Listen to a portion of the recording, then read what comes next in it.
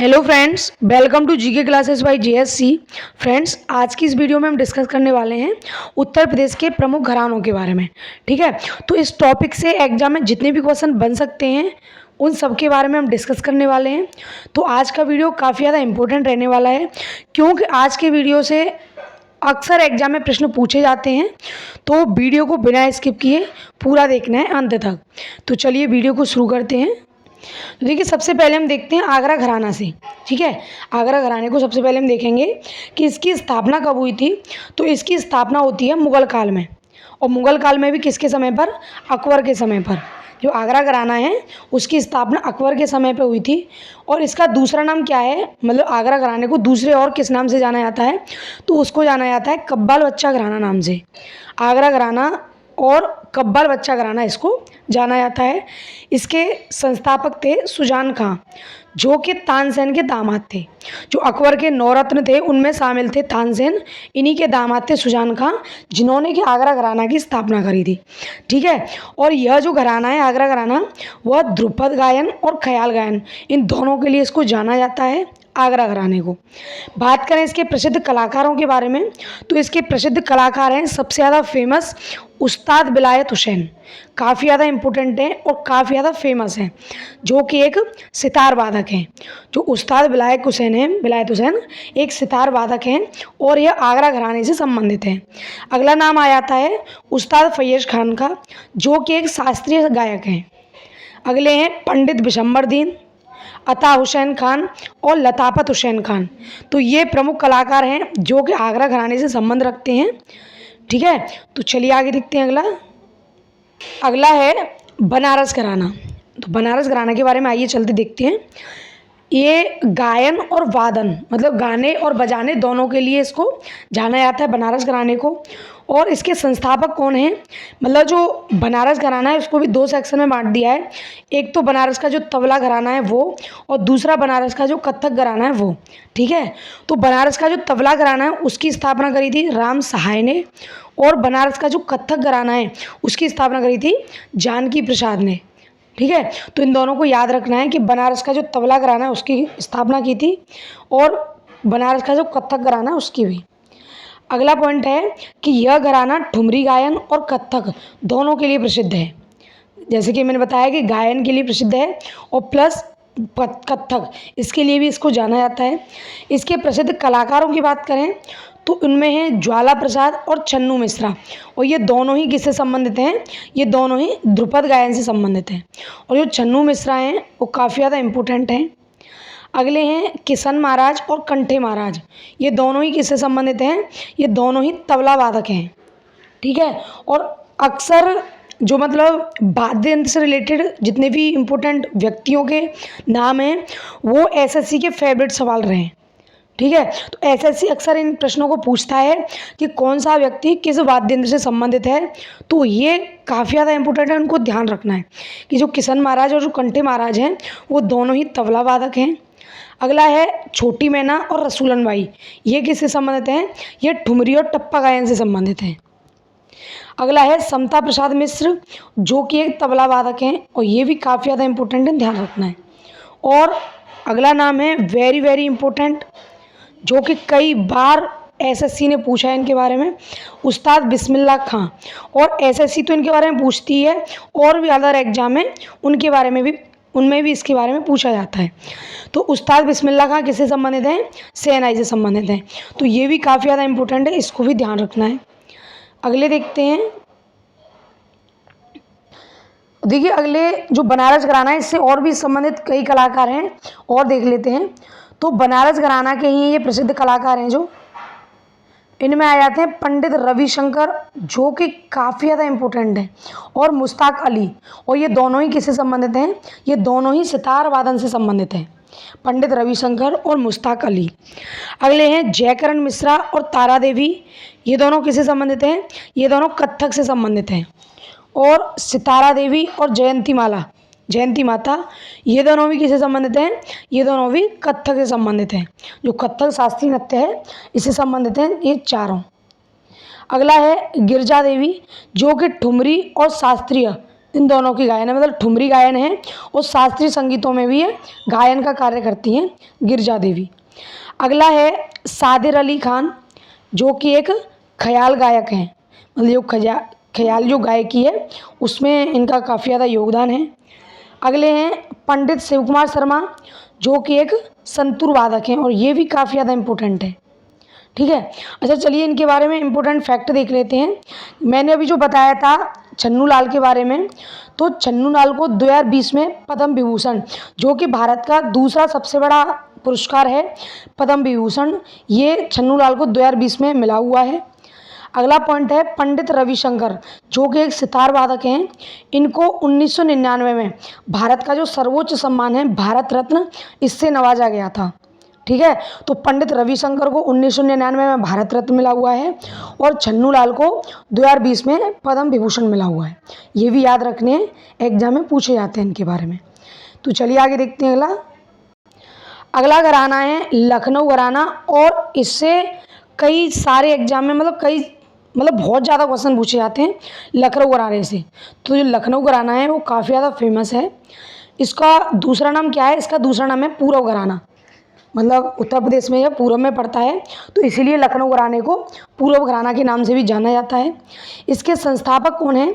तो इसके संस्थापक हैं ईश्वरी प्रसाद। मतलब लखनऊ के भी घराने में दो सेक्शन हैं, जिसमें कि लखनऊ कथक घराना और लखनऊ तबला घराना। तो जो लखनऊ कथक घराना है इसकी स्थापना की थी ईश्वरी प्रसाद ने, और जो लखनऊ तबला घराना है उसकी स्थापना की थी बख्शू खान ने। ठीक है, अगला पॉइंट है कि इसका उदय कब हुआ था? तो जो लखनऊ के नवाब थे, नवाब वाजिद अली शाह, इनके दरबार में लखनऊ घराने का उदय हुआ था। अगला पॉइंट है कि यह जो घराना है वो किस चीज़ के लिए जाना जाता है? तो ये तो काफ़ी ज़्यादा इम्पोर्टेंट है, और कई सारे फेमस कलाकार जो कि लखनऊ घराने के हैं वो कथक से जुड़े हुए हैं। तो ये तो काफ़ी ज़्यादा इम्पोर्टेंट है कि जो लखनऊ घराना किससे संबंधित है? कथक से, और यह ख्याल और ध्रुपद गायन के लिए भी प्रसिद्ध है। अगला पॉइंट है कि अवध कला की दृष्टि से इस घराने का स्वर्ण काल कहा जाता है। मतलब इस घराने का स्वर्ण काल किसे कहा जाता है? तो जो अवध कला है, मतलब जो जैसा कि पता है कि लखनऊ वो अवध क्षेत्र में आता है, तो अवध कला की दृष्टि से इस घराने को घरानों का स्वर्ण युग कहा जाता है। ठीक है, तो ये पॉइंट सभी इम्पोर्टेंट हैं जो कि एग्जाम में आए हुए हैं और आगे भी इनसे प्रश्न पूछे जाने की संभावना है। तो चलिए इसके प्रमुख कलाकारों के बारे में जान लेते हैं। देखिए प्रमुख कलाकार हैं मुर्शिद अली खान, जो कि लखनऊ के ख्याल गायन के पितामह कहे जाते हैं। जो लखनऊ घराने का जो ख्याल गायन है उसके पितामह कहे जाते हैं मुर्शिद अली खान, और लखनऊ घराने के प्रसिद्ध कलाकार हैं ये। अगला पॉइंट है लच्छू महाराज और बिरजू महाराज, ये दोनों ही काफ़ी ज़्यादा इंपॉर्टेंट है, और शंभू महाराज और अक्षर महाराज, ये चारों तो ये समझ लो एग्जाम में हर साल एसएससी में रिपीट होते हैं। लच्छू महाराज, शंभू महाराज, बिरजू महाराज, अक्षर महाराज, और ये चारों के चारों किससे संबंधित हैं? कथक से संबंधित हैं। जो कथक शास्त्रीय नृत्य है उत्तर भारत का, उससे संबंधित है लच्छू महाराज, बिरजू महाराज, शंभू महाराज और अक्षर महाराज। अगले हैं बिंदाधीन महाराज, और ये भी इम्पोर्टेंट है, और ये भी किससे संबंधित हैं? ये भी कथक घराने से संबंधित है, कथक से। अगला पॉइंट है ध्रुवतारा जोशी। जो प्रमुख कलाकारों में अगला नाम आ जाता है वो आ जाता है ध्रुवतारा जोशी का, जो कि एक सितार वादक हैं। अगला है बेगम अख्तर, जिनको कि गज़ल की मल्लिका बोला जाता है। उत्तर प्रदेश में प्रसिद्ध गज़ल गायिका हैं बेगम अख्तर, जो कि लखनऊ घराने से संबंधित हैं, और यह गज़ल और ठुमरी दोनों के गायन के लिए प्रसिद्ध हैं। अगला नाम है गुलाम मोहम्मद, जो कि सितार से संबंधित हैं, और शारिक अली खान, जो कि बीड़ा से संबंधित हैं। तो ये लखनऊ घराने के जितने भी इम्पोर्टेंट कलाकार हैं वो सभी फेमस हैं, सभी को ध्यान रखना है। इसमें एक इम्पोर्टेंट पॉइंट आ जाता है कि जो बिरजू महाराज हैं जो कि कथक से संबंधित हैं, उनको 1986 में पद्म विभूषण, जो कि भारत का दूसरा हाईएस्ट पुरस्कार है पद्म विभूषण, इससे नवाजा गया था 1986 में बिरजू महाराज को। और बिरजू महाराज का अभी 2 साल पहले ही निधन हुआ है, तो इसलिए और यह ज़्यादा इम्पोर्टेंट हो जाते हैं। ठीक है, तो चलिए आगे देखते हैं। अगला है किराना घराना। अगला घराना कौन सा है? किराना घराना है। और इसके संस्थापक की बात करें तो इसके संस्थापक हैं अब्दुल वाहिद खान, अब्दुल करीम खान। ये दोनों इसके संस्थापक के रूप में जाने जाते हैं किराना घराना के। और यह सांवली के कैराना तहसील में स्थित है, इसीलिए इसको किराना घराना बोला जाता है। यह कहाँ स्थित है? जो उत्तर प्रदेश का जो सांवली जिला है उसके कैराना तहसील में यह पड़ता है, इसी की वजह से इसका नाम किराना घराना रखा गया है। और यह किसके लिए जाना जाता है? यह ख्याल गायकी के लिए जाना जाता है। बात करें इसके प्रमुख कलाकारों के बारे में तो इसके प्रमुख कलाकार हैं बंदे अली खां, काले खां, पंडित भीमसेन जोशी और गंगूबाई हंगल। तो जो पंडित भीमसेन जोशी हैं ये काफ़ी ज़्यादा इम्पोर्टेंट हैं और यह किससे संबंधित हैं? यह ख्याल और शास्त्रीय इन दोनों के गायन से संबंधित हैं पंडित भीमसेन जोशी। और जो गंगूबाई हंगल हैं वो शास्त्रीय संगीत की गायिका हैं। तो ये किराना घराना के प्रमुख कलाकार हैं जो कि इम्पोर्टेंट हैं। तो चलिए आगे देखते हैं अगला घराना। अगला है रामपुर घराना। अगला घराना कौन सा है? रामपुर घराना है। इसके संस्थापक कौन हैं?